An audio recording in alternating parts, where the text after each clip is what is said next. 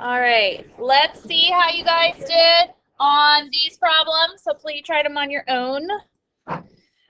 So first one's already compared to 0. What can you factor out?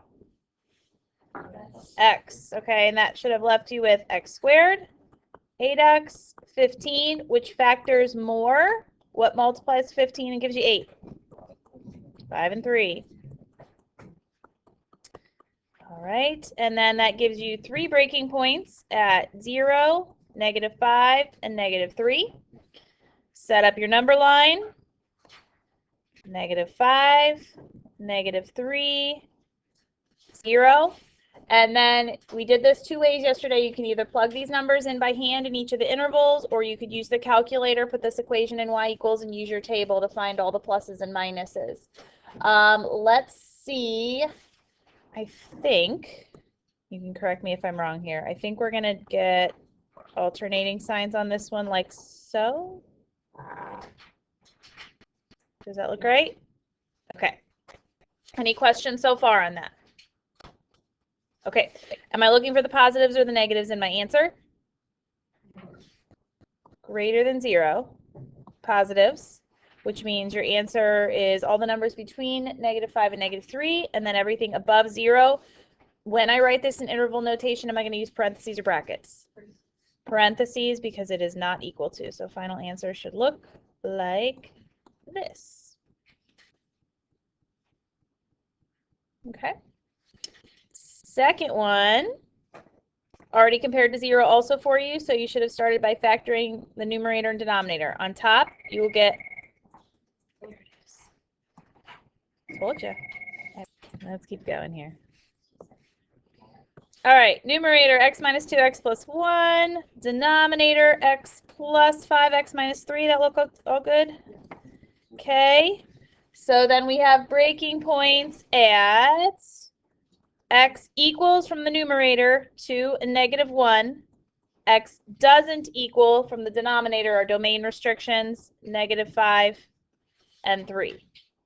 Number line, -5, -1, 2, and 3. And let's see here real quick. If I plug in, I think we're alternating sign again on this one. Does that look right? Yeah, I'm doing that quick. Okay. Do I want positives or negatives? Positives again. Greater than. When I put my answers in interval notation, brackets or parentheses?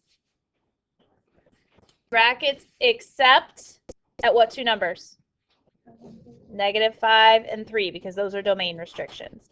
So final answer should be, you got 3 intervals here, -infinity to -5, domain restriction, so it's a parentheses. Then we've got -1, bracket, 2, bracket, those are not domain restrictions, so we just follow what the inequality sign says. And then last but not least, 3 with a parentheses to infinity, 3 is a domain restriction. Okay? How did you do? Great? Good. Okay. So today we are going to finish up all these little mini kind of equation inequality lessons we've been doing with absolute value inequalities. And then this will be the last piece that you guys need to be able to finish up that Math Excel, the 1617 Math Excel. All right, so we'll do a few on your notebook, a few on the big ideas. We'll kind of jump back and forth a little bit here today. All right, so this first little bit is not going to be anything that you need to write down. We're just going to kind of talk through this, and then I'll show you in a second the part I want you to write down that you're going to use for the problems. Okay, so when we talk about absolute value of a number, it means technically distance to 0. So when we start throwing in inequality signs, greater than, less than, we start looking at distances that are greater than a certain number from 0. So that would look something like this, right? Or distances that are less than a certain number, which would look something like this. Now what this ends up doing is it creates these like and or situations where we get an and statement where it's like an intersection of 2 things, or we get an or statement where where they're going in opposite directions. The ones that are less than give me an and because it's between two values. The ones that are greater than give me an or because they're going in opposite directions. So what we're going to use is the word goal to help us remember how to split these into the two pieces. Now this is the actual theorem. You do not need to write this down. This is really gross looking. We're going to solve it like we did our absolute value equations to start. We're going to get our absolute value alone, and then we're going to split it into the two pieces, one with the number that we see in the equation and the other with the opposite of the number. The two inequality statements then will be either compared with an and or an or statement. This is where the word goal comes in. If it's a greater than statement, you're going to use an or. If it's a less than statement, you're going to use an and. So G and O go together, A and L go together. And then we'll solve the respective inequalities. We'll put them together with the and or the or statement, graph it on the number line, and then name our answer in interval notation like we've been practicing. The only thing we're going to have to be careful about here is when we split our inequality into the two pieces and I change the sign on one of those and I make it a negative, when I change the sign and I make something a negative in an inequality, what happens? Flip the sign. So we are going to have to remember that when we split it into those two pieces, on the one where we're changing the sign, it's also going to flip my inequality sign. All right, so let's see what these look like. Let's start with the basic one. Absolute value of x plus 5 greater than or equal to 7. First step is to get the absolute value alone. So how do I do that?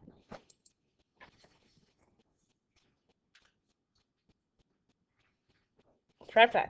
Okay, so that gives me greater than or equal to 2. Once your absolute value is alone, you are ready to split it into the two pieces, just like we did with the equal signs, okay? The absolute value is going to go away, and we're comparing it to 2 on one side, and on the other side, we're comparing it to negative 2. Okay. On the left, my inequality sign does not change. It's the same as what you have in the original equation. On the right, because we changed the sign of that negative 2, we also have to flip my inequality sign. So instead of greater than, that one's going to become a less than.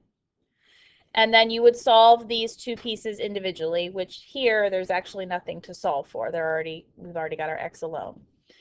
Because the original inequality symbol there, where I've got the absolute value isolated, was a greater than, we use the word or to create our compound inequality.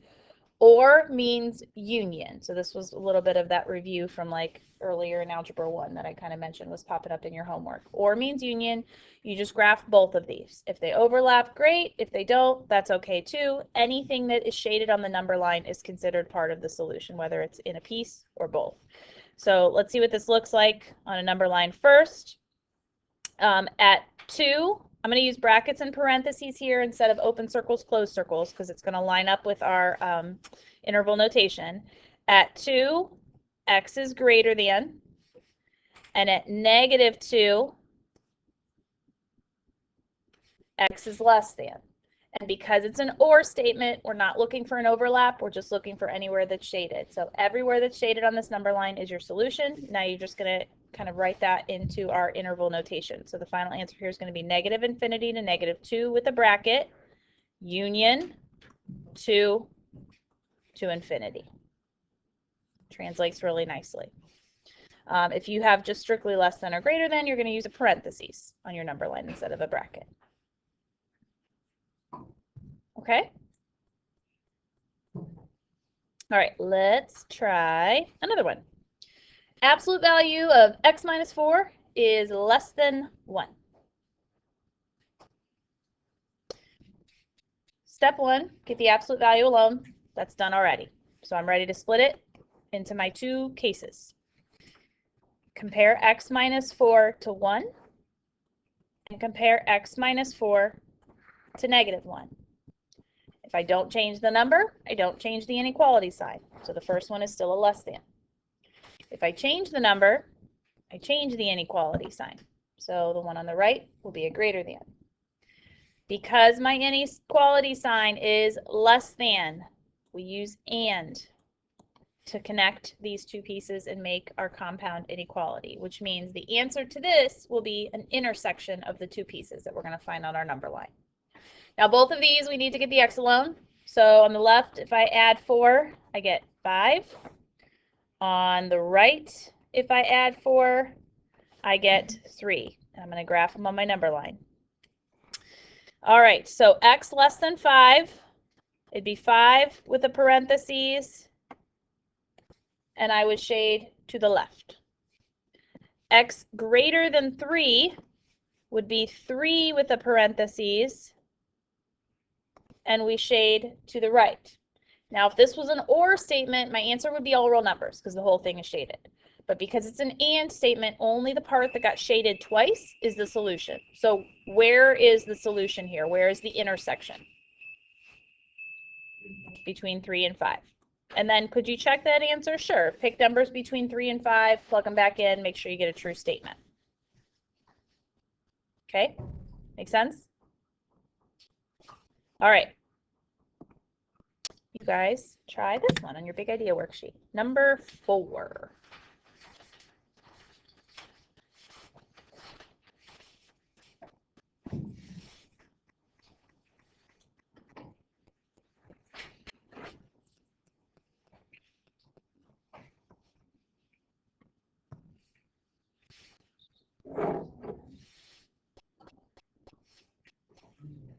All right. Number 4, you should have got negative infinity to 2 with the brackets and 6 to infinity also with a bracket on that one. Or statement because it was greater than. One is shaded to the left, one shaded to the right. Brackets because we've got an equal to statement. Any questions on that one? Okay. One more that's not on your big idea worksheet is this guy. You're going to see one like this pop up in Math Excel where you've got a fraction. It's going to start out the same way. We're going to get that absolute value alone, which it is, and then we're going to split it into our 2 pieces. So piece number 1 will be that fraction greater than or equal to 3. And piece number 2 will be that fraction less than or equal to negative 3. In between them, because it's greater than, I'm going to use an or statement. Now this is like the problems that we did yesterday.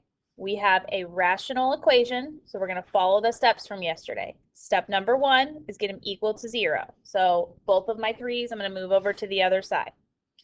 So x plus 3 over x minus 2 minus 3, I'm going to think of it like a 3 over 1, greater than or equal to 0. On the other side, x plus 3 over x minus 2 plus 3 over 1, greater than or equal to 0. Now I need to put those together. What do I need to do that? Common denominator is for both of them x minus 2, and really only the second fraction in each equation is going to need it. So we're going to multiply by x minus 2 over x minus 2. And the only difference is one of them is a positive 3 that you're distributing in, and the other is a negative 3 that you're distributing in. So on the left, I have, if I distribute the negative 3 in, negative 3x plus 6 over x minus 2. On the right, if I distribute a positive 3 in, I would have 3x minus 6 over x minus 2. And now I can add them together because I have a common denominator. On the left, I have x and negative 3x, so it gives me negative 2x. 3 and 6 give me 9, all over x minus 2. On the right, x and 3x give me 4x. 3 and negative 6 give me negative 3 over x minus 2, less than or equal to 0. Okay. Now, I need to solve each of those with our breaking points on our number line.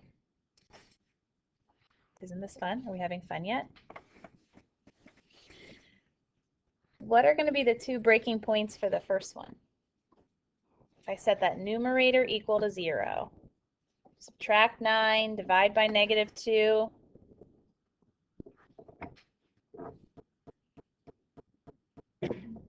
-9 over -2, how about 4.5?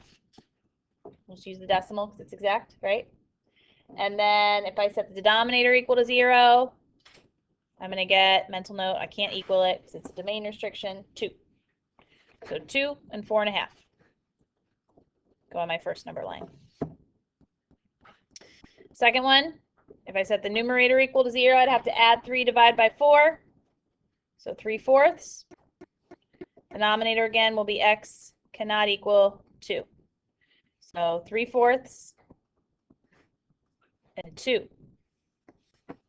All right, I got my breaking points. I got my number line. What do I need to do now? Pluses and minuses? Yeah? Okay. Maybe do this in your head. Let's try to plug in 0. If I plug 0 in the numerator, all you're really worried about is it positive or negative.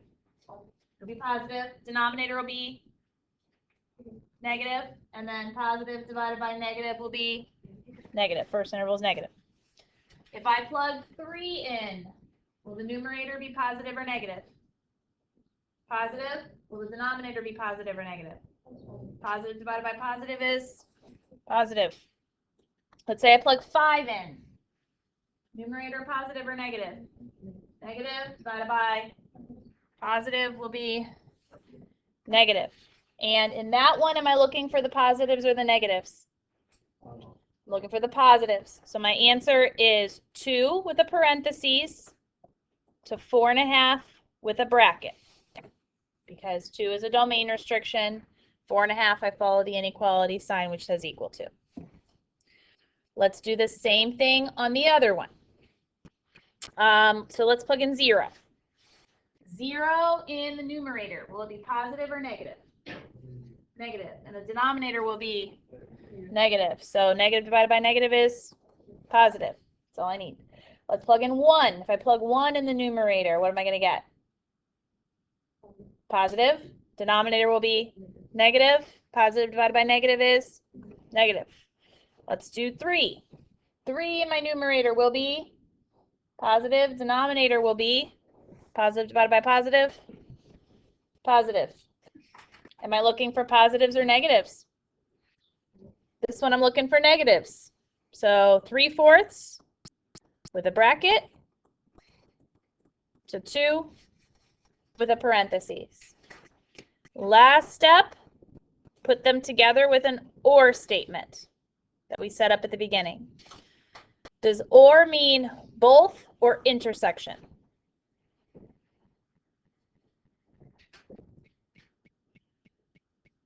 Union or intersection? It means union. It means everything that's a solution to one is a solution to the whole. So both of these sets are solutions, and we can just put them together with our union symbol.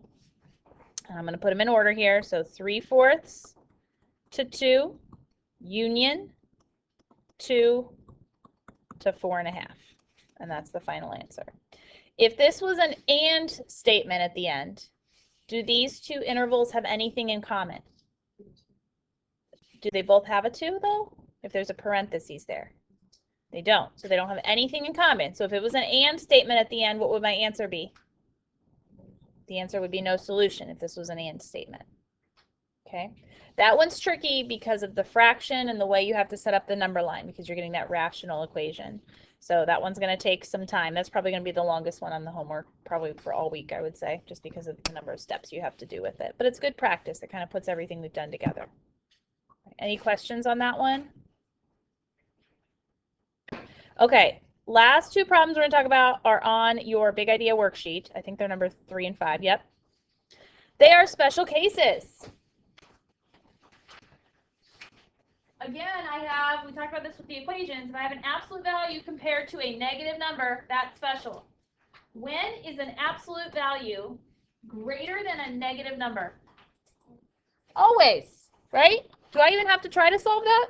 No matter what I get out of that left side, it will always be bigger than -1. So if my answer is everything, what's my solution in interval notation? Negative infinity. And in number 5, when is an absolute value less than a negative number? Never. So my answer is no solution. How many of you tried to work ahead and solve those before I told you to do them?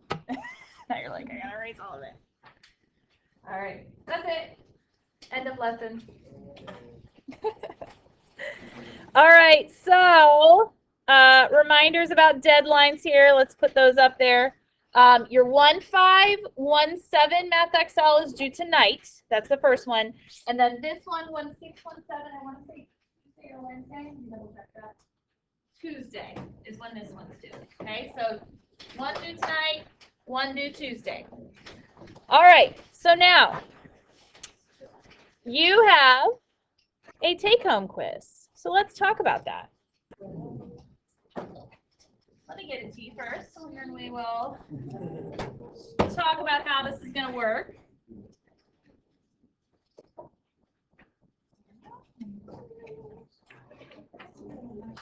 You're welcome.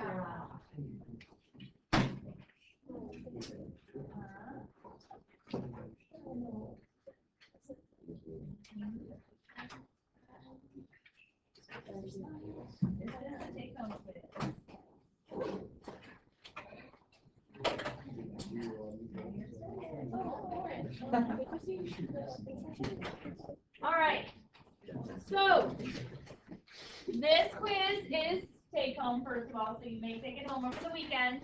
You will have all period on Monday to also work on this, and it is due at the end of your period on Monday, okay?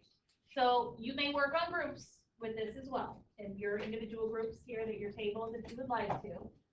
You only need to turn in one quiz per group if you would like to work as a group on this. So here would be my suggestion to you.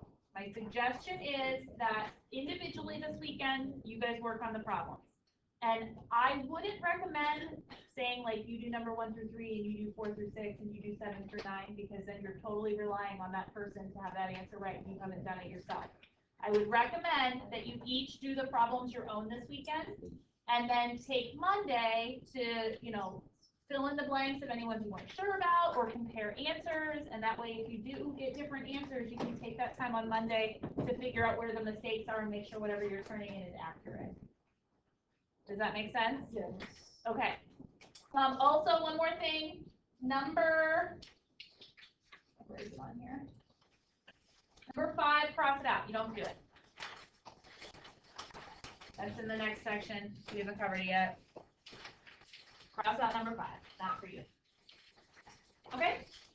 So, again, do Monday at the end of the period, and you have the full period of Monday to work on this. All right? Okay? Rest of the period is yours. I'll do the cell phone lotto.